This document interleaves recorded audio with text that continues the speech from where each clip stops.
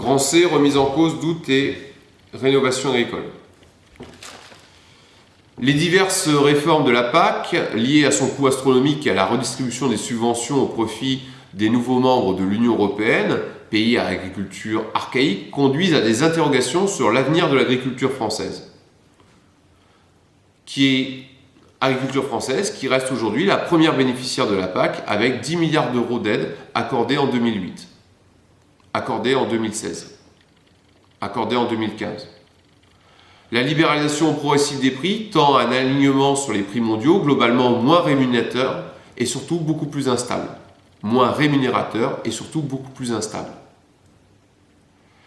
Une vive concurrence oppose les producteurs français à leurs homologues allemands, mais aussi australiens ou américains. Enfin, on voit s'affirmer des concurrents nouveaux, comme les concurrents africains ou brésiliens, sur des produits tels que le sucre ou les fruits exotiques qui viennent concurrencer les productions de nos îles des dom-toms. Les productions des Antilles françaises. L'agriculture productiviste et hyper intensive souffre donc d'une double crise. Premier élément, une crise environnementale, excès d'engrais de pesticides, excès de l'utilisation d'engrais et de pesticides, excès du prélèvement dans les nappes d'eau phréatiques pour irriguer, ont conduit à une situation extrêmement précaire en termes d'écologie. Deuxième élément, une crise économique, endettement considérable des agriculteurs, notamment des éleveurs confrontés aux crises alimentaires de ces dernières années, vaches folles, grippe aviaire, etc.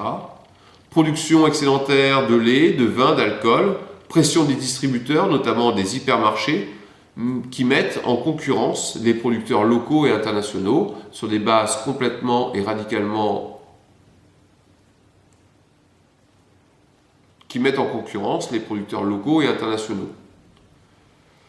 Pour valoriser, on voit donc là les limites de l'agriculture productiviste.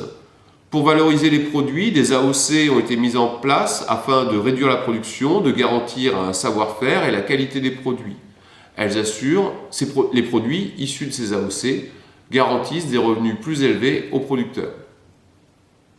Pour s'adapter à la demande des consommateurs, une réorientation vers une agriculture plus extensive est nécessaire. Cette exigence d'une agriculture durable passe par la réduction des pollutions liées à l'activité agricole. Le Grenelle de l'environnement a fixé comme objectif que 5% de la SAU ait le label agriculture biologique d'ici 20 ans. Le phénomène des locavores tend à relocaliser les circuits de distribution et de production à proximité. Le phénomène des locavores tend à revivifier les circuits courts de distribution de proximité. Marché, panier biologique, AMAP.